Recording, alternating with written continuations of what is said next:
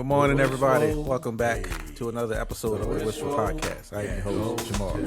And today we have the legendary Professor Davis. I'm going to call him Professor Davis. Man, look, Professor Davis is joining us. He got his cup. You just seen it. Don't worry about what's in his cup. And don't worry about what's in my glass. Yeah, that's how we doing it. We are going to be talking about men's mental health. I kind of don't want to sit here and be racial, stereotypical. I don't want it to be just black men's mental health, because, you know, white men and other men period, deal with the same stuff. Just what it is. So men's mental health, episode 1. I got stuff on my phone, folks. I got stuff that I've been writing down. I got people still sending me text messages. For my video YouTube people, if you see me look at my phone, I'm not cheating. And I ain't cheating. Like I said, I'm still getting stuff in. There you go. I can't look at the screen, dude. We can't look at that. So we gonna try to get straight to this. To my audio people, I have in front of me, I wrote the questions down on my two. They're not cue cards. What is this? 3.5, 3x5. The index cards, man. They on the index cards. And I got stuff on my phone as well for my audio people. So this is the very first and beginning of 99,000 episodes. So it's going to get better. It will. As it should. Let's see. So Professor Davis, what does being strong mean to you? Being strong. I guess like in the because there's different ways I think of being strong. You can be physically, mentally strong. You can be patient, which is a strength in itself. But it depends on how you define strong at that time. But everybody has their strengths and their weaknesses. What are you good at? To me, some people are good at being physical, physicality of being being a man, but they lack patience, or they lack the ability to listen, or in any of these things. Like there, you can be strong and be not courageous.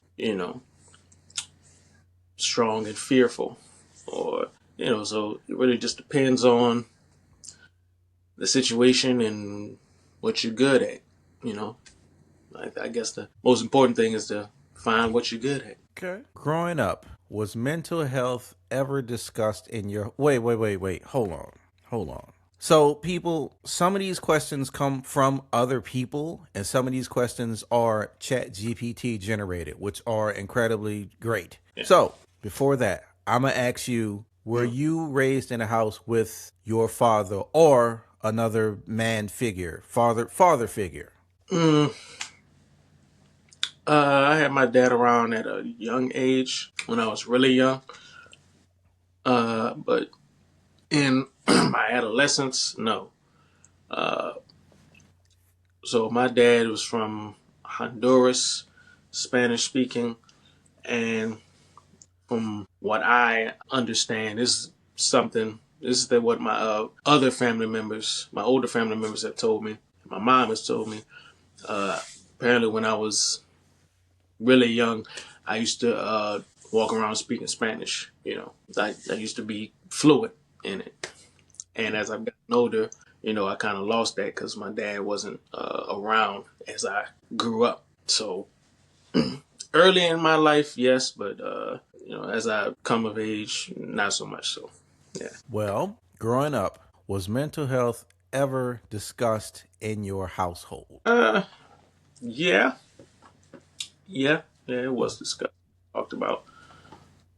And I think typically what happens is really not talked about until like something happens, I feel like that's like when we have these discussions, which it shouldn't be that way, but that's when the discussions become like necessary to have. So like if something bad happens, somebody has a breakdown or whatnot, now mental health is kind of like on the table and we discuss it.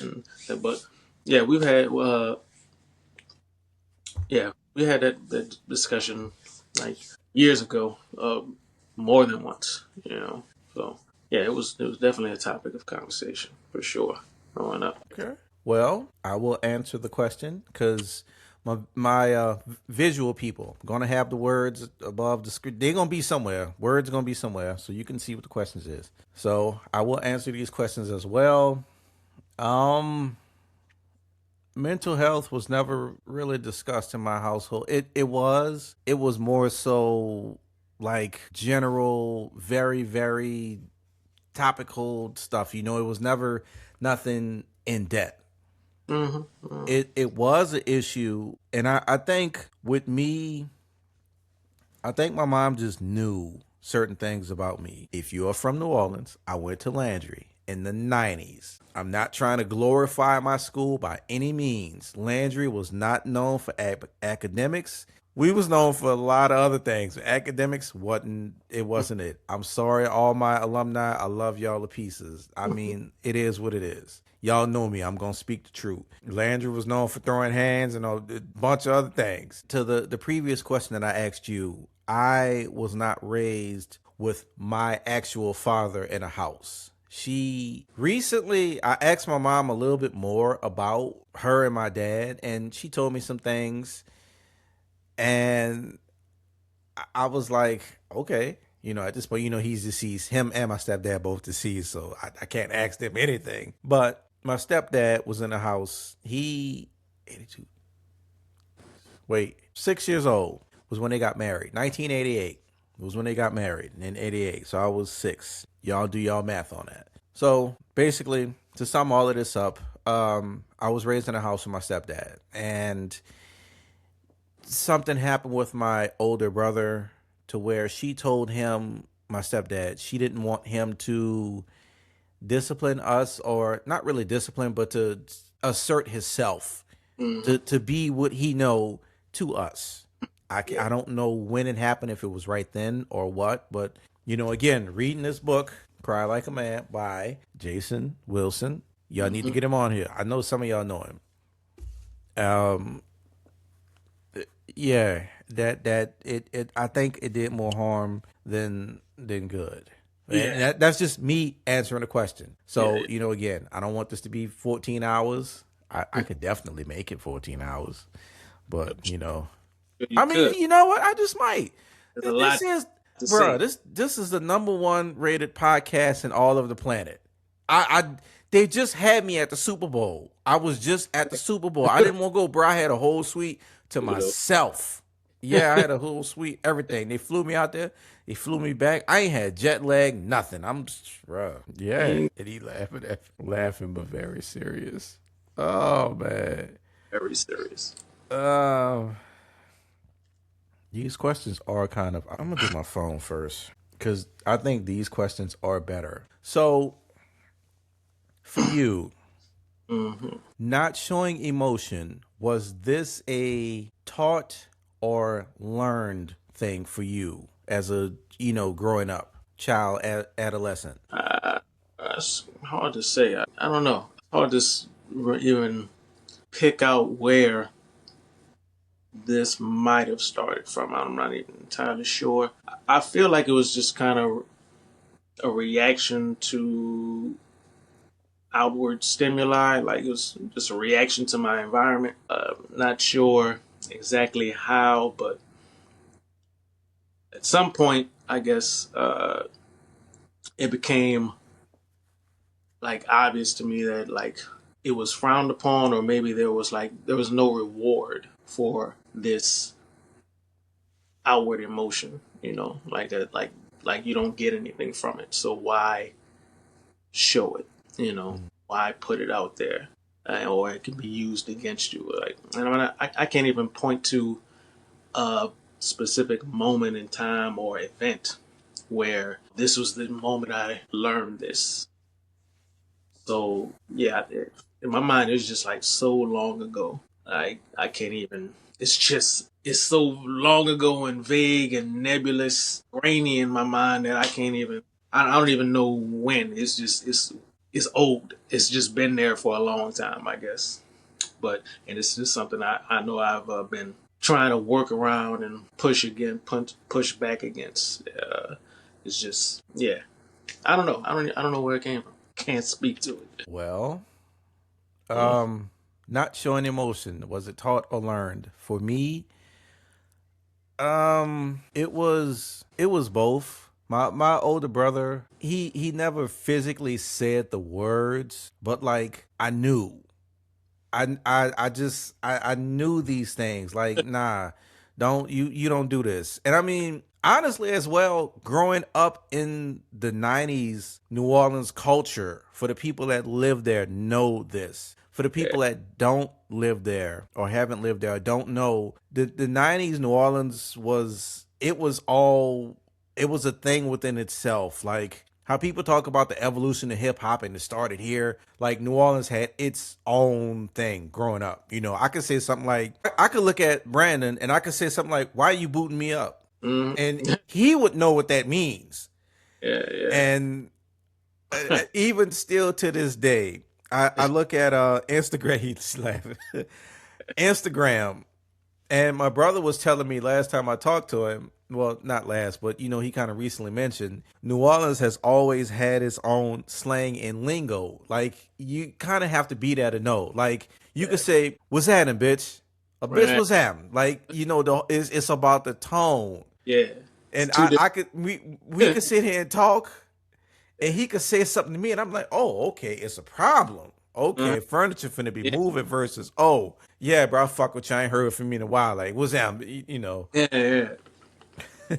It's different for sure. It's different, and I don't even know if it's like we were taught like not to show emotion as much as we were taught only it was okay to show certain emotion. You know what I'm saying? Just like being angry or whatever or upset. It was like more acceptable to show that, to show your rage. That was about it. Like there wasn't really much else you could show beyond that and be, still be cool and still be down and all that shit. Like, yeah. So the next question, and it's gonna go right into it. Does smiling mean that you are soft? Nah, nah. I definitely don't think that. I try to smile like often, often as I can, especially if I'm like outside somewhere in the world or at work. Like I like to smile. I like to do that because I feel like that's like a kind of joy.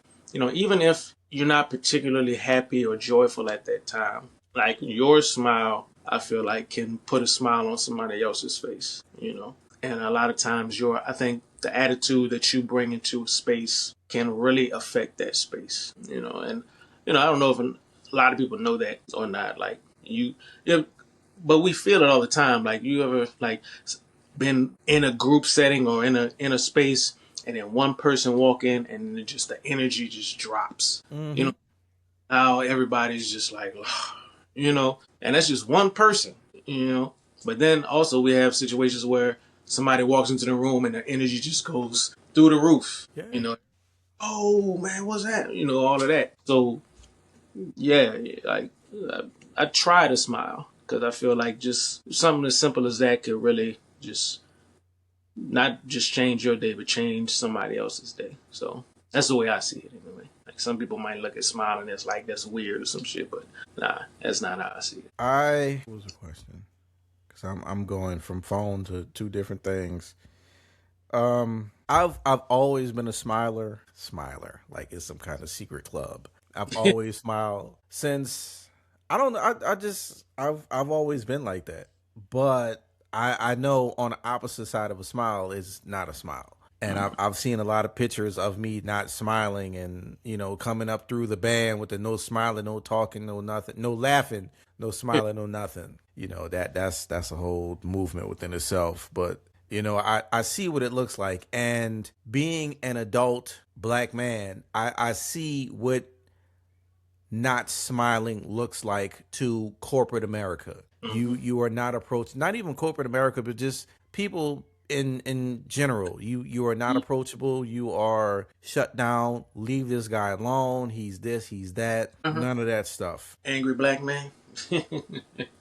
Yeah. Yeah. That yeah. No more, nothing else to say.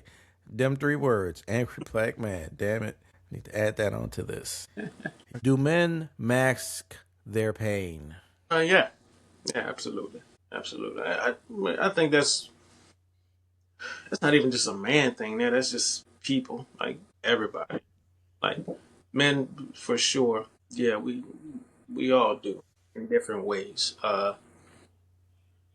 It just all it is like really coping mechanisms, things that you do to deal with the trauma that you suffered. Some people have terrible coping mechanisms. A lot of these coping mechanisms that we have don't really fix anything, don't really let us deal with our pain. They just mask it. It's just a way for us to survive, to get through the day. So, yeah. And like smiling could be a coping mechanism. Men mask their pain a lot because we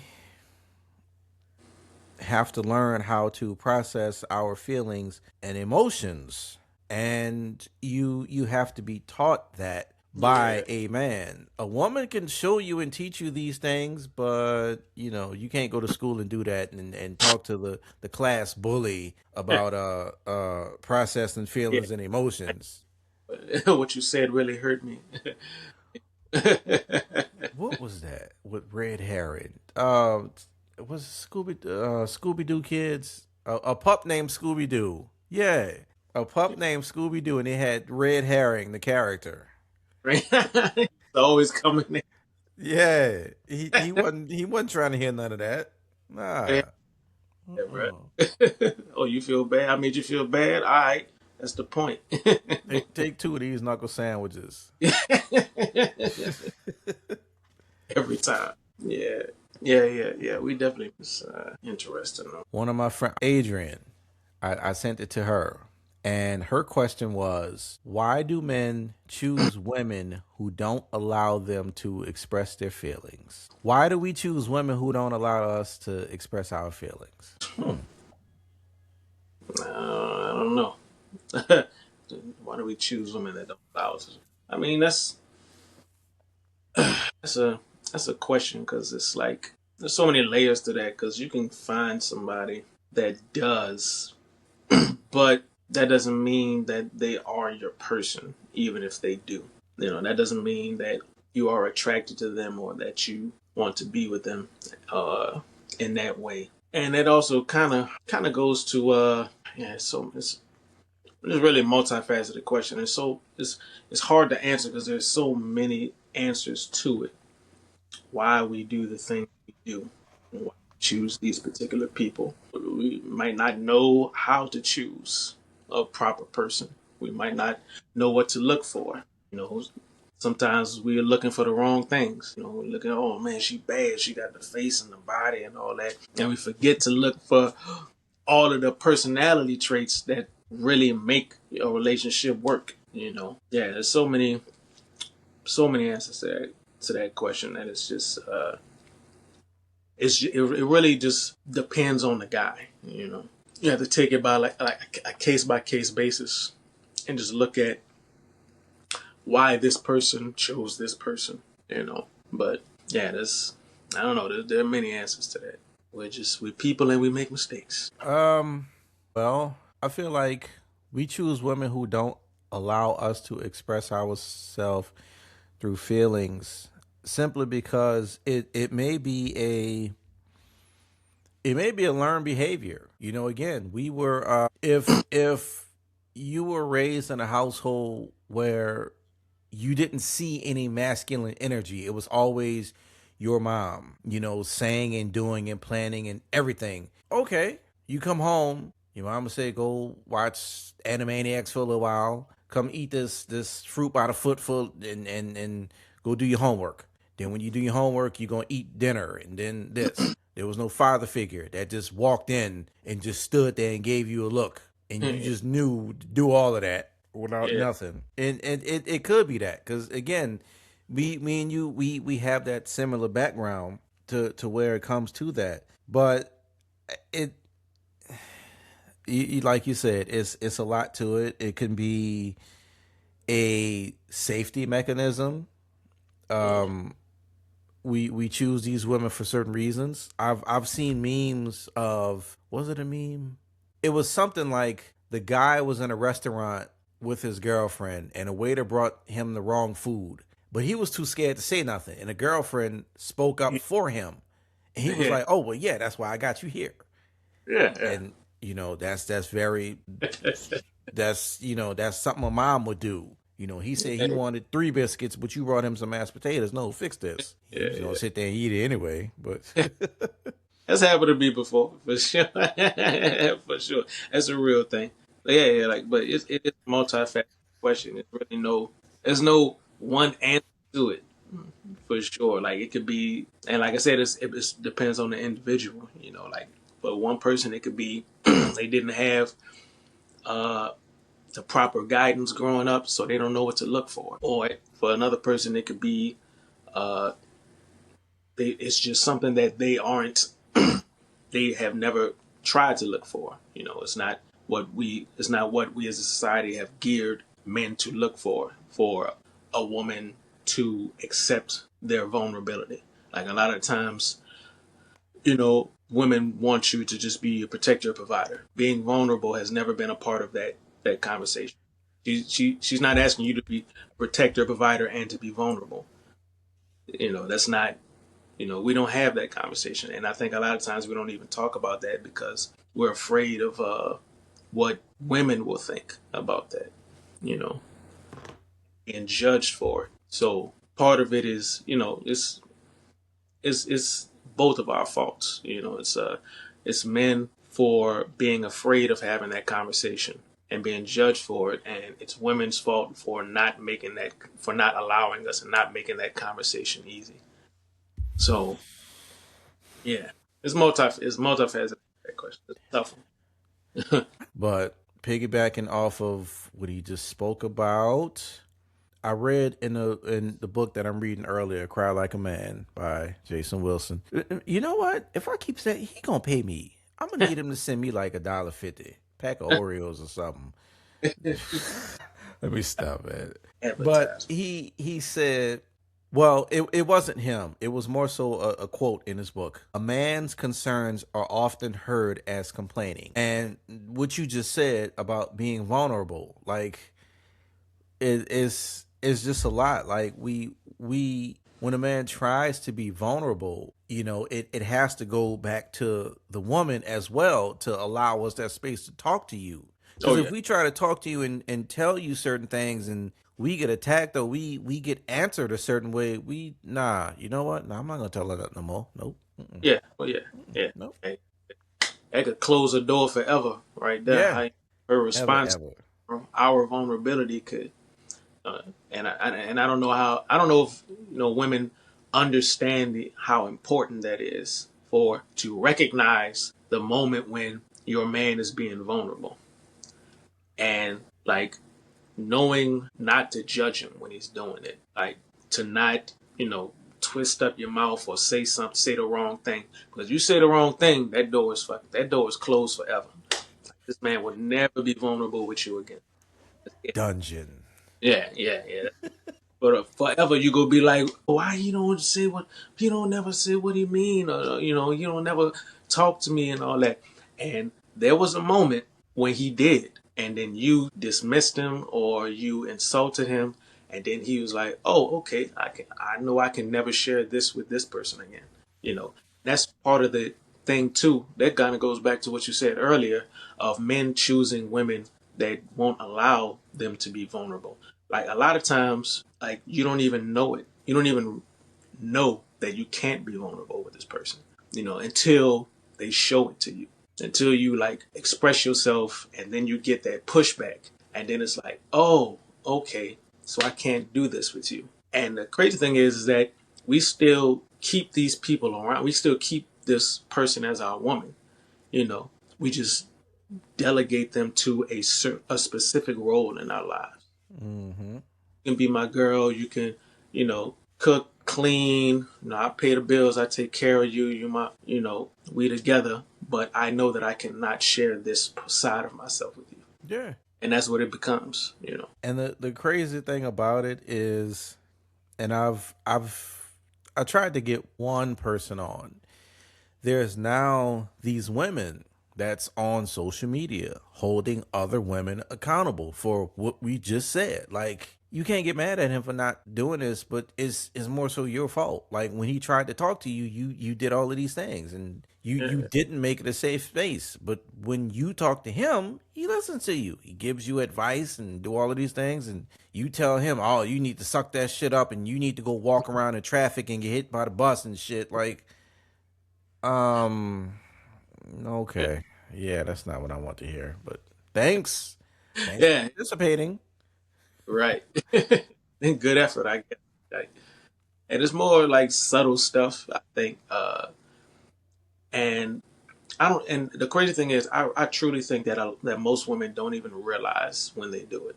They don't even realize it. It's just instinctual. It's just a reaction, and they miss that this is actually an important moment for this man.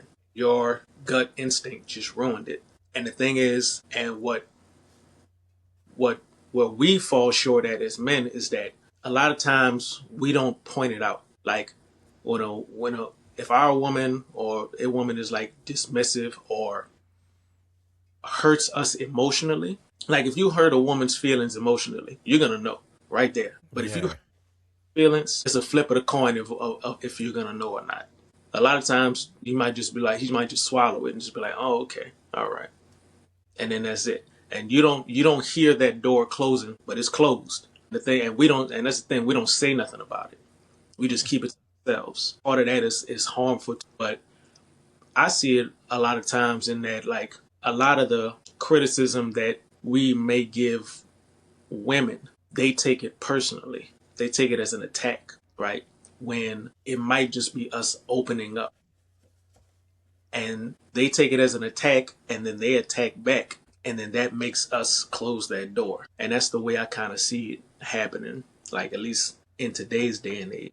Like, I've heard a guy complain about dating, and he was just, he was venting his frustration. He was a single guy venting his frustration about dating today, and he was like, man, I don't even like to go on dates anymore because it's just so expensive, and every time I could take somebody out, it's a flip of the coin of whether or not I'm going to hear from him again, and I just spent $200 taking this girl out, and and I'm just kind of sick of it. And the response to that was, oh, but well, when she goes out with you, she's risking her life because she doesn't know if you're gonna harm her. She doesn't know if you're gonna do anything physical or try to assault her. So what are you talking about? And it was just like, to me, it was just like y'all just completely, like, this was the moment where you're supposed to listen and hear somebody out and be empathetic, and you completely missed it. You heard him complain and you felt attacked, and then you attacked him back. And in that moment, you could just see on the dude's face, is like, oh, okay. And then that freaking door just closed. Like, well, I know not to say that. And that is little moments like that. That's just like, you missed it. This was him being vulnerable, but you took it as an attack and you attacked him. And now he's not going to talk about it anymore. That's it. There's like moments like that happen. That's a lot. Yeah. It happens a lot too. Yeah, no, can't do that. How hard is it to say I'm not okay? Man, for a man, I know it's real hard. For a man, it's definitely hard because of the stigma around the way men are supposed to be.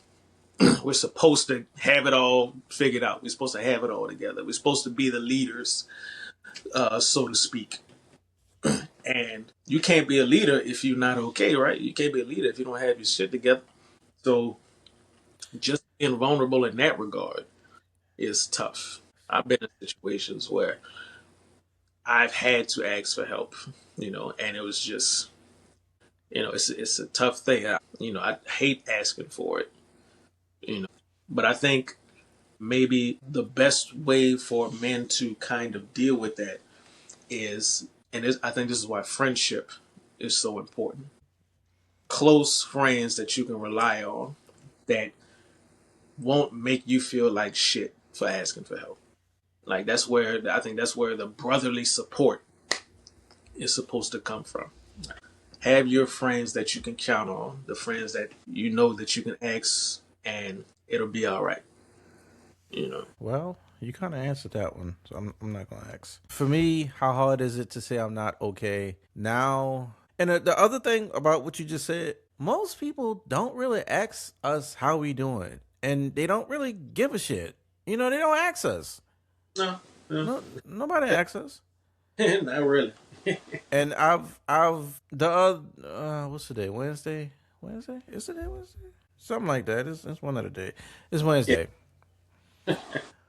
Um, Monday. Not gonna say I was having a pretty bad day, but like I listened to something at work. It was a YouTube short, and it was like a compilation of things, and it kind of made me sad. It kind of put me down for a little bit. And somebody asked me something, and they asked me something, and I'm like, nah, I'm okay. I'm not okay. Or what? However they asked me, it was like the opposite of what I typically would say. And I'm like, nah, I'm not all right. Yeah, And most women, they don't really want to stick around to hear it. They just, okay, well, go about your business or just whatever. Like you will be all right. nobody's like holler at me, because I'm the kind of person at my job. I typically I'm always smiling. I'm always not even really, showing a full teeth smile, but I'm always in a more upbeat attitude. I'm always going to do some kind of joke. I might flip something up or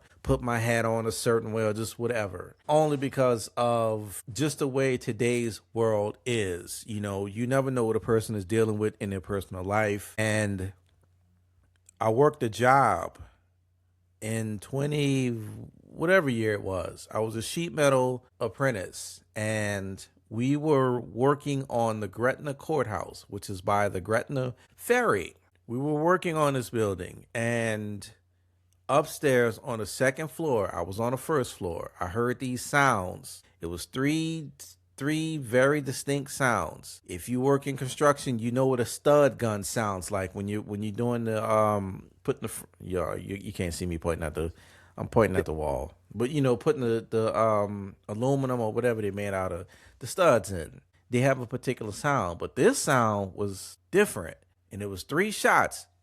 Basically, upstairs, guy had a snub nose revolver, and he shot at the guy 3 times, and he had the person down on his knees and all of that. He didn't shoot him, but he shot at him 3 times. Yeah. And I'm like, that could have been avoided. It could have been avoided. It was some domestic stuff, but still, the fact that I make somebody smile might say, you know what? I'm not going to go get my pistol out the car for lunch like I plan to do, or for my break. I'm not going to do that. I'm feeling a little bit better today. I'm not going to do that. Nah, he made me feel good. I'm smiling. I'm feeling good. Because that's real. People got guns. They do this. And I work in retail. Like, it's real. It's open carry. Like, I could say something to somebody, and they might grab me and hold me hostage. I asked you to open this for some razor blades, and you looked at me. I'm like, nah, bro, we ain't doing that. Yeah. Never know. Here you go. You can take the phone, take everything. You know what? Take the shirt, take the hat, take the vest too. Go ahead. You got it. Oh, man, you can't get. I want to come home to my kid, man. And Yeah, you're right, man. You never know what anybody's going through. That's why I try to smile. You never know. You just never know what's going on in other people's lives. So just try to smile. Not just for yourself, for other people. I am. so, what role do male friendship play in mental health? You already answered it, and my response is I think it's a lot. because most men, if you know them at least well enough, you don't have to know them for 96 years and been through trials and tribulations. Most men, they could tell when you like, oh, okay, he's serious. Let me shut up and listen to him. Let me listen to what he got to say.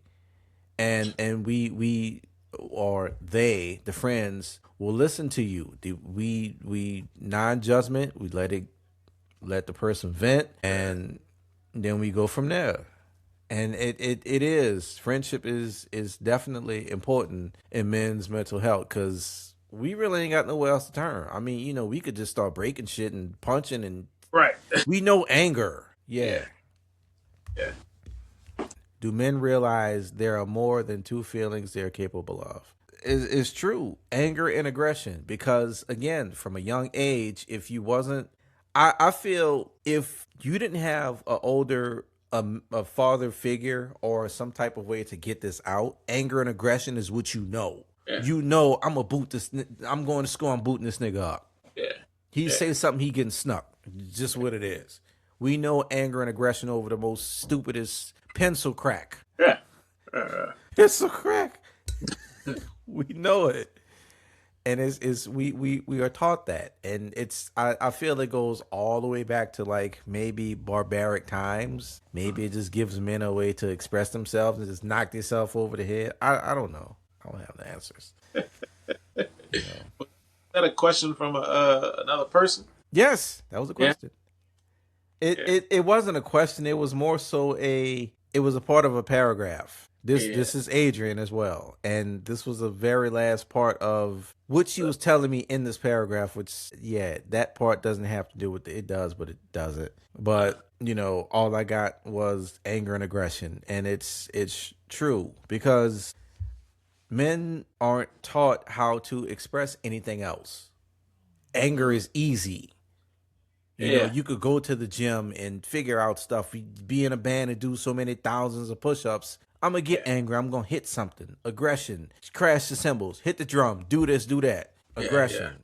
We know that. Football field, sports, that's what we know. We aren't taught anything else. We aren't taught to say, you pissed me off when you said this. I didn't nope. That's like 37 years later. When you got all these gray hairs and shit. That's when you talk about. Yeah. It's like society at large at play as well. Like, in order for us to be the best version of ourselves, like, our environment has to allow us to be that. We have to be in a space to be able to be that, to show more than just anger and aggression. You can tell us that we could do it, but if we're in environments where we're dating people that don't care about us besides our protection and our provision, they don't ask us how we're doing, they don't listen to our complaints, they judge us when we cry. If we live in a world and in an environment like that, then it'll never be safe for us to do or show more than anger and aggression. So even asking for it is like, you can ask for it, but you're not going to get it because it's not safe for us to give that. And also you have to think about what you're asking for as well. So when you're asking for a man to show more than anger and aggression, like, ask yourself what you're asking for. What does that mean? What does it mean for a man to show you more than that? Are you ready for this man to break down crying in your arms? Or if he does that, are you gonna be like, whoa, you're doing too much? And I think that's like part of the fear that men have, is that if I really express myself, you're not gonna be able to handle it. If I really tell you what's on my heart, you're not gonna be able to handle it. You're gonna judge me for it, and it's gonna be all of this bullshit that comes with it. And if that's something that we see, something that we're taught, because like I said, growing up as a kid, I don't even know where I learned not to show emotion. I just know that I learned it. So if we grow up in this environment where we're shown or taught that expressing yourself is not a good idea, then it doesn't really matter. Like, you could say to the cows come home, we want to hear y'all, we want y'all to be vulnerable. But when we look out at the world, the world is telling us something different. Yeah. Yeah. It's a taught and a learned thing because it's also you see it in television shows. You see it in movies. Not all of them, but you see that. And as you said, we if I show you this side, if I really, really show you and tell you what's going on and I really break down, how are you going to react to that? You need the man to fuck up. Nigga, you crying? The fuck you crying for? Like, no. And that right there, oh man. And I don't want to say it's that comes from being raised by a mother, but it's like it's a I don't know what it's a red brick. The red bricks, it Yeah. starts with that. It's a very small brick wall. And as we get older, that brick wall starts to double, triple, and then it turns into cinder blocks. Then it turns into steel beams, and it's just monumental, gigantuan. I don't know. You good with words? It's super big. It's buku big. Real big. Yeah. To where no, we not. And if we do, I need to know that I'm safe with sharing this with you. I need to know that you're not about to. I need to know my eggs are safe with you. Hey, take these eggs. Right. I need to know you're not about to smash all these eggs. And like, nah, no. Because then from that moment forward for the next 9 years, or therapist or whoever, no, I ain't talking about nothing. Don't talk to me about nothing. Don't ask me how my day was. Nothing. How was your day? Fine. Shoot, that's all you gonna get. How was your day? Fine. Yeah, fine. That's it. All he says is fine. Yeah, because you basically told us you don't give a fuck, so I'm not about to give a fuck and explain it to Oh, you. How was your day? Fine. Okay. yeah. That's all you need to know is it was fine. I mean, yeah. Part of it is also like people who you're, especially like if you're vulnerable with somebody and they betray your vulnerability in like telling other people or ridiculing. Like if you share something intimate with somebody and then they fucking like, let's say y'all break up or something like that, and then they just fucking spread the word about you, or tell your secrets and all that, and that kind of thing could hurt you too. Like I think I saw that on a what was that, some kind of podcast, some kind of show or whatnot. But yeah, It wasn't the Wishful podcast. wasn't this one. No, it wasn't that number one podcast. Never, never. No. I think it was K Michelle or something. K Michelle talking to somebody on a podcast about some guy she used to date, and then she just started like telling all of this man's like secrets and stuff, like something like how he had a small thing or whatever, or he couldn't get it up or sometimes. And it's just like, man, I could and just listening to that was just like, I hope I never ever like date somebody like this. Hope I never mistake a person like this as like a potential partner. Because no way. That's sabotage. Yeah, yeah, yeah. It's crazy. Yeah.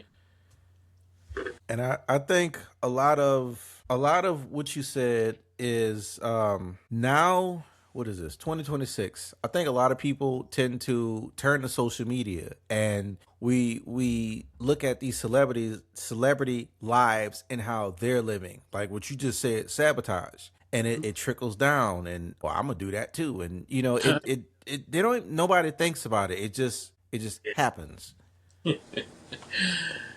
Oh yeah. They look Nah, at celebrity relationships, celebrity lives, and they think that these are relationship goals, and this is what you want. I want a relationship like Tiana and her man, and we glorify these celebrity relationships as if like they have the answer, as if they got it figured out because they're rich. And it's like, oh, them motherfuckers is lost too. They just figuring it out as well. They trying to figure it out. Yeah, that's where a lot come from as well. I'm definitely on social media. Not every day, not all day. And to my people, I the algorithm is real. whenever I do get on TikTok, it my TikTok now is more so dance videos, like Ethiopian, because of how they move each different body part. Like the head is moving separate from the shoulders, from the arms and the leg. Like it's not one big, doing a beanie weenie type of move or something like, a DJ Jubilee move. It's completely different. And a lot of it is just not even Ethiopian. It's more so African dances, just to show that algorithms control what we look at. You could look at a he ain't shit type of video, and if you click the heart and if you keep double tapping, it's gonna keep sending it to you. And you're not gonna notice it. Or she ain't shit, or they are whatever.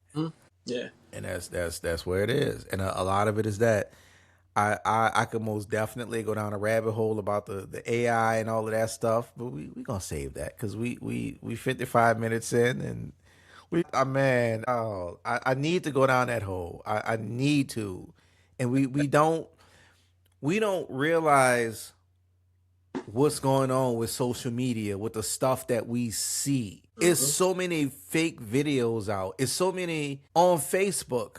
It's so much bullshit on Facebook. It'll be a picture of just whatever, and it'll be a caption under it. And it'll be like 3,000 comments. Yeah. And me, honestly, I never knew that AI was trying to learn human emotion. I never knew that. It was I think I screenshot it in my phone, but it was something, and it was like it was a video. The video starts out, it's a apartment complex. The camera turns toward the young lady, black, of course. Of course, it's always black. Camera turns toward the black young lady. She's, you could tell she's been hit in the face and the eye or something. She's not bleeding, but you could tell she been hit. Camera turns back, and you see an older person or a person grabbing a guy with locks. He's on the ground and he's grabbing him. And in the middle of the screen, it's like this big blur in the middle of the screen. And I'm like, it's 2026. If you got an Obama phones record clear. What you just seen was that's fake. And people don't realize, and they just comment. If he hit my daughter so and so, he gonna have to bite the curb, and the comments are always so just 50-50. If that was my daughter, you don't know what she did to provoke him and this and that. I'm like, all of this is AI, and y'all people don't know this. All of this is foolishness. It's all about engagement, man. It's and that's another one. The content creation. I need to do a video about that too. People, it's real. People lie to your face for clicks, and create fake videos, deep fakes for engagement, and that's the world we in right now. Is that it's really scary where we're going, like, because they got some AI videos that are so freaking good, where it's hard to tell that it's fake now, and that's like we're moving in that direction, and that's gonna be the scariest time. Is like when you watch a video online and it's AI, and there's really no way for you to know. There's really no way because it just looks so real. Like, that's gonna be the scary part, right? That when we get to that part, and that is like more prevalent in the world, like, and when that comes, I'm just gonna have to just be off the internet. I'm just not gonna be able to do it. I just can't. Like, I think it depends where you go, because weirdly enough, my Instagram following on Instagram, a lot of the again, algorithm, but a lot of the on Instagram, most of the people, they calling it out. They're like, nah, this video is fake because of so and so and so and so, and this is why I'm a this and that, and they calling it. Yeah. And that's great. A lot of people are also calling that this is AI is fake, but the other half just they don't want to. They drink Kool-Aid. Care if they know they don't care. They just want engagement. Click. And I know that about me, and I will definitely say this about me. I've never been I'm doing this. The Wishful Podcast is for money. I'm trying to get millions and millions of views. Like I know I'm not. I know I'm gonna have to work triple as hard because the stuff that I want to talk about that we're not talking about. You know, I don't want to talk about titties and ass and all this other bullshit that I could easily get into and talk about. We for what? We got stuff that we need to talk about. I'm no. The message is gonna get out. I don't care. I'm fine with 6 subscribers, and I'm fine. That's my audience. I'm gonna continue catering, and we gonna grow together. Or 50 or however many, we gonna go. Yeah. And I mean, that's real. I can't. I'm never gonna be fake. I'm not about to sit here and and go work out and show my shirt off and I'm pointing at my chest and abs, and just to get clicks and likes. You know, they got women that do that shit. And it's so many ways. Again, I'm sorry, y'all. I've dipped the toe down a rabbit hole of the fucking content creator thing. Is the shit's so crazy just to get engagement. Yeah, I'm gonna have to do a video on it. I'm gonna have to. Yeah, video's coming. Yeah, It's definitely coming. What you drinking, bro? What flavor?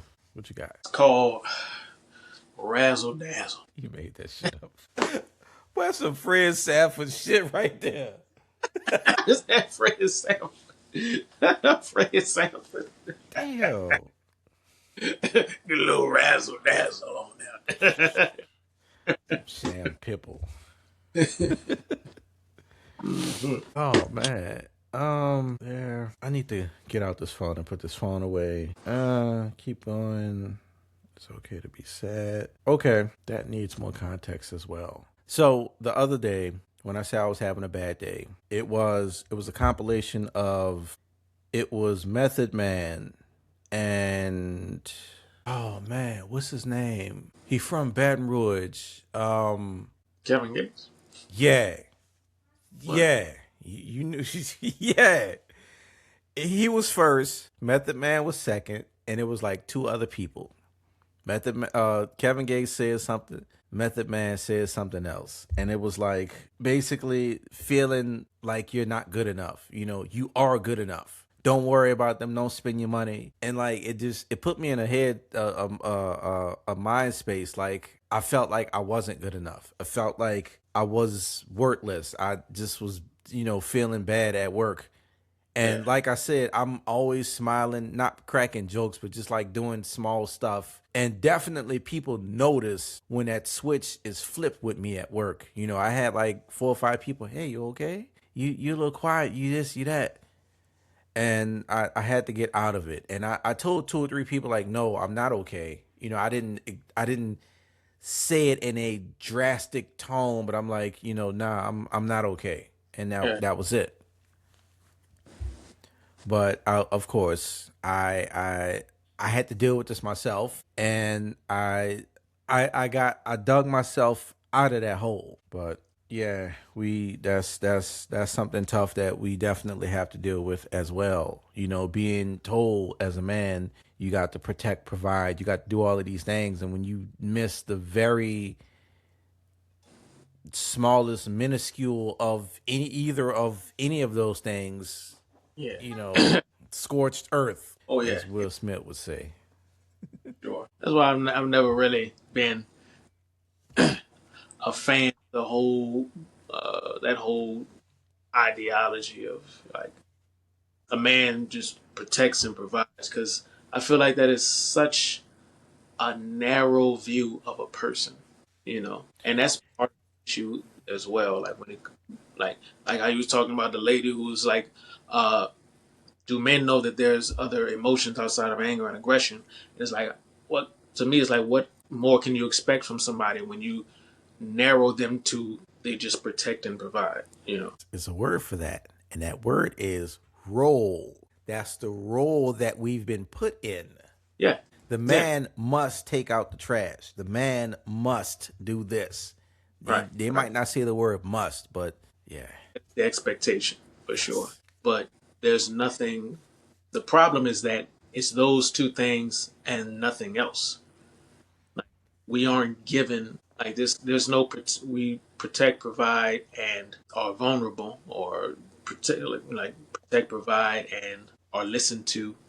It's those two things, and that's what we are expected to do, to bring to the table. And for me, it was I always saw that as just like so small of a thing for a person to be defined as. Like, you expect me to just be a protector and provider, and that's all. That's all I get to be Yeah, in this. that's it. Like, you out of your mind if that's the role that I'm gonna let the world put me in, and then that's all I get to be. Like, no, I'm not gonna subscribe to that. I'm gonna be what I decide to be.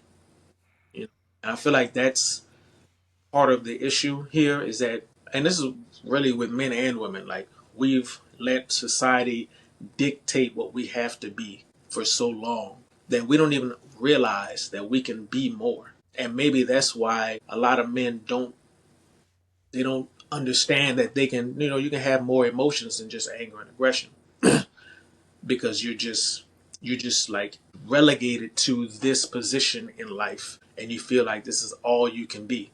And for me, I'm like, hell no. Like, you can be more than that. You don't have to be just that.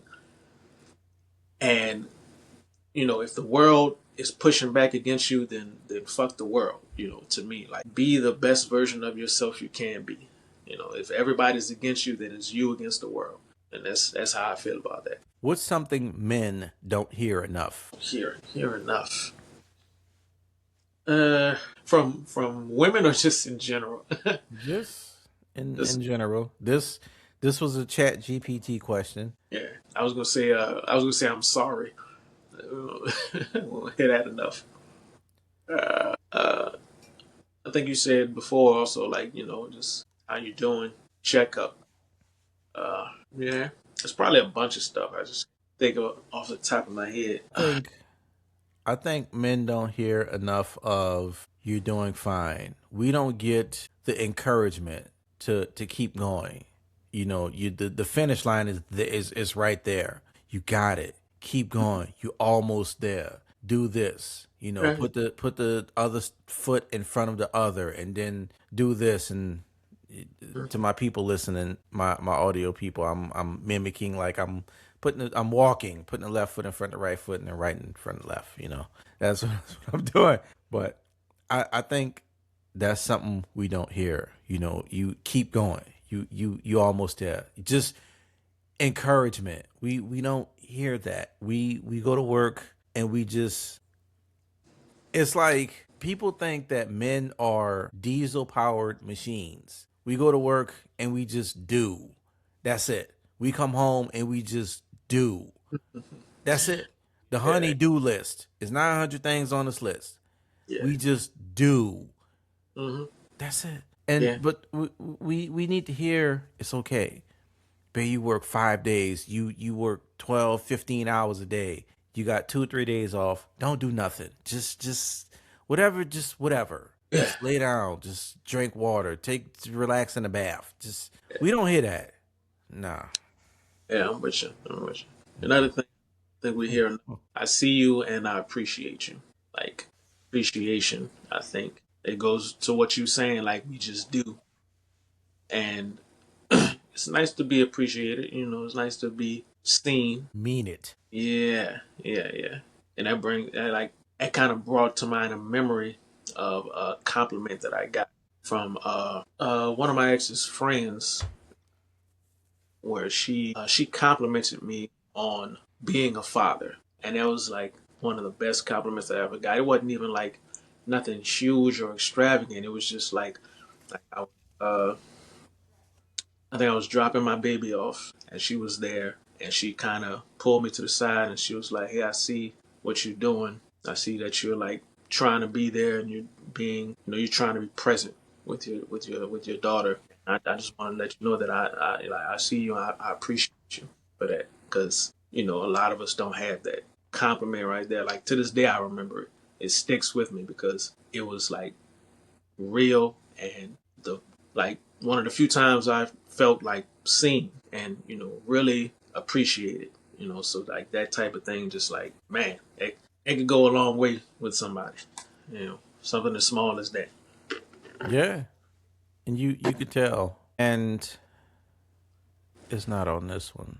It was talking about strangers. It's just, I think with a person that's not in your inner circle, you can tell that it's more genuine because you know that person don't have to tell you shit. They ain't got to come up and tell you nothing. You know it.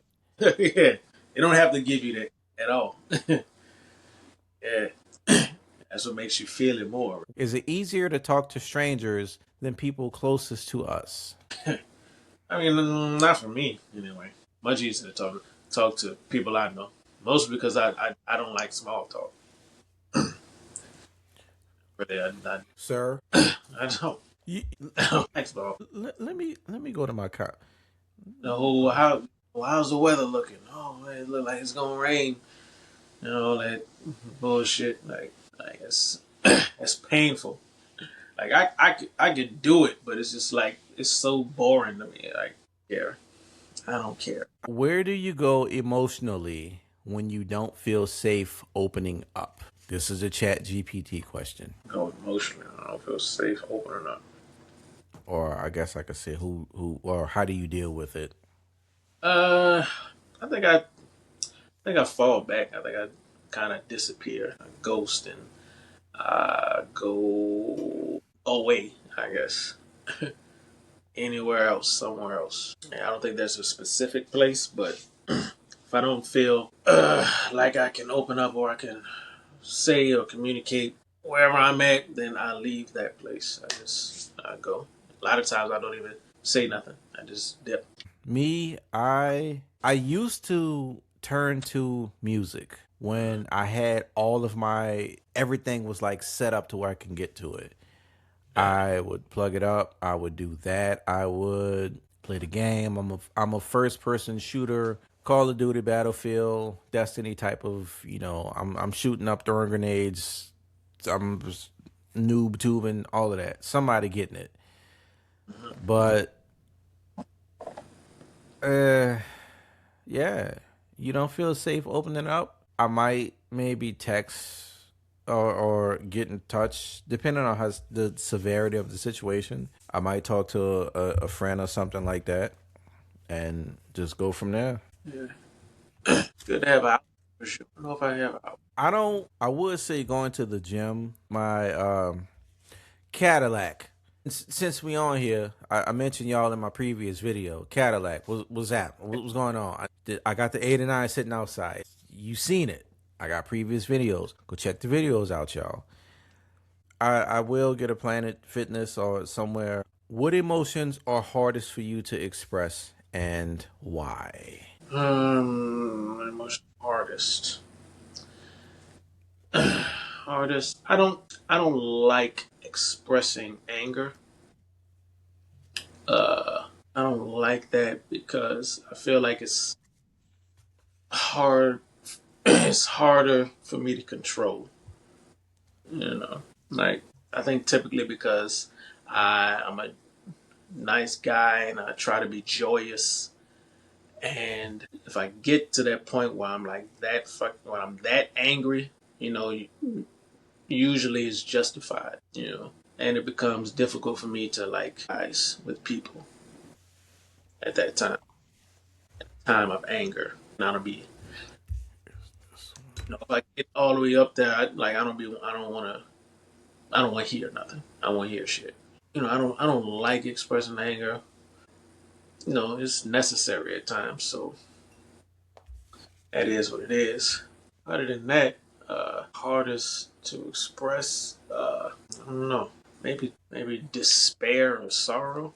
It's probably only because that's like a dangerous route, like to be on, because that like when I'm in a moment of or feeling of despair, I become self-destructive, and that's not a good place that's not a good place for anybody. So thankfully that I don't have a lot of that anymore. Like when I was younger, but a lot more of that. But as an adult, yes, I don't have that a whole lot. But yeah, that's really like the most other emotions I feel I can regulate and deal with a lot, a lot easier. Like I'm typically pretty good with stress or with worry, but yeah. So those two really. What's on I the think track? what emotions are hardest for me to express and why. I think for me is whoa. Glad I look. I think for me it is not even anger, but just how I feel. And I kind of been thinking about this. And again, I'm getting this dude on. Reading this book, this is definitely making me think. I have other books. Another one that I've gotten from TikTok. I think Shadow Journey, Shadow something, and it has you to it asks you questions and it have you to write in it. But emotionally, for me, I think I've been more of a passive person. I don't like conflict. I don't like fussing. I don't like Mm, arguing because I know me. I know when I get mad, I know where my brain goes. yeah. Like how we talked about the anger and aggression. Uh-huh. Cause I'm gonna tune everything out. Not no words are gonna enter my brain. I'm gonna ball up my fists, and I Yeah, know what yeah, I'm gonna do. I try so hard to keep like it's another person. I keep him away. So I'm not gonna argue. I'm gonna just kind of be a yes man, and it's bad for me because yeah, you don't get to hear and do certain things, and I can say that I can express these things now, but is I again the why part and reading this book growing up, I didn't have that. Everything I saw was my mom. I was, let me see. My brother is 50. He's older. So basically, me coming up, he moved out of the house at a certain age. My sister is the oldest. So she's been gone out of the house since like 89, 90. So she's been gone. Brother moved out. My stepdad worked a second shift job. So basically, he would go to work at like maybe 2 or 3 o'clock in the afternoon and wouldn't get off till like midnight, 2, 3 o'clock in the morning. And that was the shift that he kind of had me growing up. He had second shift jobs. So all I saw was my mom. I knew he was there. I knew he had some type of say so, but everything was my mom. I seen her go to the store. I seen her say these things. I know he had some type of input in this, but because I didn't physically see it, I didn't physically see them two arguing and getting into it. I didn't see that. And it's like for a man to not see how you're supposed to deal with this as a man dealing with a woman, you don't know how to deal with it. So I'm yeah, like, wait, let me step back for a minute. I know how my mom was, and I know how women is. A woman to tell you how she feel instantly. She'll go to completely the fuck off. yeah, You this. You don't do this. You blah blah. She'll just go completely off and not give zero shits about what the fuck she just said. yeah, I yeah. I don't know how to deal with that because again, to me equating to what she just said is anger. That's me balling up, punching holes, becoming Wreck-It Ralph. That's what that is. I don't know how to put that into words. What she just said, I don't know how to do that. I'm learning, Yeah, yeah, and it's turned me into a passive person, and I don't really like it because I'm like it's a whole lot of shit I just be wanting to fucking say, and I'm like I know me being in a band also I know I could come across and be very loud and say shit like very authoritative, and I'm like wait whoa I didn't mean it like that, and you can hurt somebody's feelings like that being the oh yeah, sex lead or some shit, but you know yeah. I know that. That's for sure. I think that goes to kind of the idea of being a protective provider, and being just that, like, and not being like.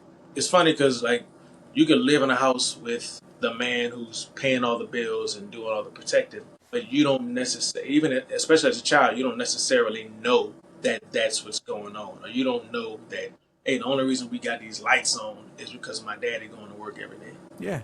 You don't know that he's looking out for you in everything that he does. You see your mom, who's around because you spend the time with her or whatnot, and she's raising you, but you don't know that the only reason she's able to do what she's doing is because of him. And that's part of the thing that we kind of miss with the whole just being a protector and a provider thing, is that you don't see the person guarding the walls. You don't see the person protecting the door. You know, you don't know to thank him, and you don't know to be appreciative of him. So yeah, it's just we just need to be just more than that. Not even just for us, for our kids' sake too. Mm-hmm. If you could speak to your younger self, what would you say about mental health? If I could talk to my younger self, I would tell my younger self, "You're not crazy. You're just That's what I would tell her, and I think that's You're what? You're unmedicated. That's what I think. I think that would have helped me a lot. Like I've said this before in one of our previous videos that like I'm taking a ADHD medication now, and it's helping me kind of move through things and make decisions and be focused, and I'm looking back on all of the things that I've been through growing up, in school and in life, and if I would have had this way back then, like it would have just been a whole lot easier. Like all of the thoughts that I had, all of the emotions and the feelings that I had back then, uh, really could have been dealt with just effortlessly. But yeah, if I could talk to my younger self, like that's what I would tell my younger self. You're not crazy. You were just unmedicated. That's all. I don't know what I would tell my younger self about mental health. I and it's is I'm giving pause to this because of where I am in this book. He's talking about his father in this book. His dad and mom were married, but they got a divorce, and he basically as a young boy started growing up through his adolescence years yearning. Uh-oh. Was it me? Oh, was it? I don't know. What were you saying? Okay. He was yearning for his dad's attention. Not even attention, but just his attention. His dad was never there. My dad was never there. To say I was in a band. My dad didn't attend not one football game in either high school when I went to Landry and when I went to John Mack for that 1 year. He didn't chaperone in no parades. He didn't come to any college when I went to Jackson. Well, you came after me, but when I was at Jackson State, he wasn't there. All he knows is my son plays the drums. Drums. That's it. That's it. Yes. And and also in the book, he's just it brings a tear to your eye, like knowing that you are not the only person that's dealt with this growing up. Like you just want to look over and see your dad just wave, and just you want to see him at a football game when you just whatever, whether you mess up or miss a catch playing football or just whatever. So what are some warning signs that a man might be struggling, even if he says he's good? Uh, Trick question. yeah. To me, that's like that. That requires you to really know. Excuse me. Yeah, that requires you to really know the person that showing the signs, because I think people show signs in different ways, and you have to know who they are and what they typically do in order to know that something is wrong. Like Yeah. he walks in, he's usually a little more cheerful. He coming, he ain't saying a word that something is up, or just acting erratic. It's just like it's really just about aberrant behavior. But you gotta know what the person usually behaves like to know that this behavior is aberrant. You know, uh, yeah, yeah, you just gotta signs are there, but you got to know what to look for and what not to look for to even begin to approach the idea of, oh, something is wrong here. You know, he's coming in, he's usually clean shaven, he looks a mess. You know, what's going on? Something, something is happening. You know, like the signs are there. It's just like, but you don't usually see them until something changes, and that's when it's like, you know, that's when it really sticks out to you, and it's kind of like, oh, okay, something definitely is going on because he's usually like this and he's like this. Like, Yeah. yeah, so that's what it is. That's kind of that. Damn, that's me. One of the signs that a man might be struggling. Like we both just said, like I'm not my chipper. I guess that's a word to use. I'm not my typical self, and I think most people can tell because I'm just like I'm still always quiet, but like it's a different type of quiet. You know, like oh okay, damn, he quiet, quiet. Like he ain't messing with nothing. He just walked past me. He ain't do this. He ain't.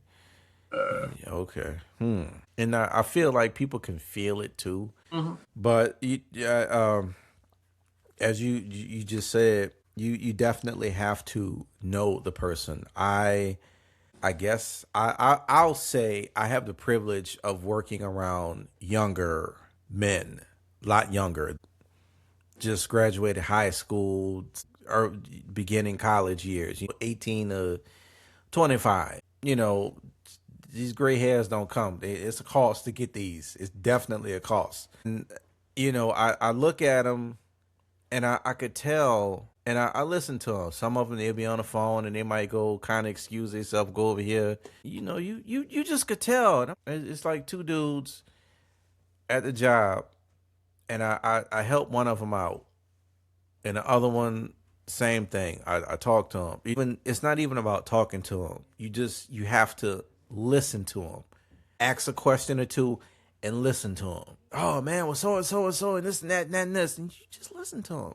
And you could tell it's just like the load is being lightened as they talk. It's just like it's Right, out. It's out. Okay, I feel better now. right, And I listen to them. And I wait. You know, they stop speaking. I'll wait a couple seconds. Wait a little bit more. Wait a little bit more. Okay, he's done. And then right, I'll say something. Because, you know, sometimes people will stop talking and then, because they right, got to gather their thoughts. And I'll do that because I definitely had to help this guy. And he was about to get himself in a situation. And no, he got himself in a situation. He couldn't figure out how he got himself there. And like me and two other people was telling him, one was a female, and she was like, "Yeah," just agreeing with me. And I'm like, "Bro, I got you." yeah, yeah, So I'm the resident unk. I have to call myself unk back then. You know, some of them laugh, but they get it. You know, it's laughable, but they get it. Like, bro, come Neff, come holler at unk. What's going on, bro? I right. see you over here getting mad, slamming shit, and you on your phone and cussing. And we don't do that around here. Nah, we don't do that. You got it, right? Yeah, I'm glad they see you as somebody who they can come talk to for sure. Because that's And good. it's we need that. Does silence equal complicity? For people that want to speak for you or want to take advantage of you, yes, it does. Uh, it doesn't in actuality, in real life, in reality, but your silence is what people will use to get what they want. Because they will, first thing they will say is that, well, you didn't say no, or you didn't stop me, you didn't say nothing. You know, I've had people say that, I've heard that out loud before, and it's like, that didn't mean yes, motherfucker, that didn't mean that you could do this, but you didn't say no, though. But so I think there's a quote from somebody. I forget who it is. It's some lady. She said, but I think she said, if you don't define yourself for yourself, uh, people will define you for you. Sound like Maya Angelou. Maybe I'm not sure, but to me, it just means to know who you are, to find out who you are, and to say who you are and what you mean and what you stand for. Because if you don't, people will make assumptions and they'll use your silence to destroy you and or to take advantage of you. So no, silence doesn't equal complicity, but that doesn't matter to somebody who wants to take advantage of you. So if you want to not be taken advantage of, you need to speak up. You need to say something. So Yeah.